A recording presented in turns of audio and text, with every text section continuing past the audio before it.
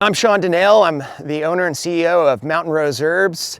I've been with the company for about 20 years. My background is in environmental activism. I spent the greater part of 15 years as an environmental activist in Northern California. And when I became an owner of Mountain Rose Herbs, I wanted to instill my environmental principles in every fabric and facet of the organization. We're in the customer service offices now, and we take our environmental sensitivities even to our printers. We have a series of industrial printers. I want to say there's about 25 of them total, and they're dispersed throughout all of our buildings. These printers, we got these about 9 years ago, and they're truly state-of-the-art and truly revolutionary. Most printers, the ink is a toxic compound of nasty stuff, usually ends up in landfills. A lot of inkjet and printer companies are trying recycling programs to bring that stuff back, but a lot of people don't engage in those recycling programs, and that stuff ends up in landfills, contaminates soil, percolates into the groundwater and the aquifers.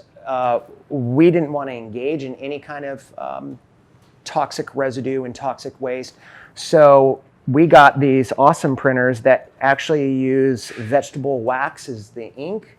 It's a soy-based wax. I can't confirm it's GMO-free soy, but it's vegetable wax blocks.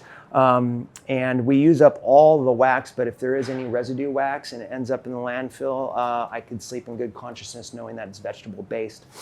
But also in this portion of the customer service office, we have waste bins for our customer service staff to put discarded pens. And earlier I talked about how we take the core out of those pens and recycle the housing. Here's a old email stamp, and what we'll do is we'll take out that rubber stamp part and we'll recycle the plastic housing. And that's what's going on here.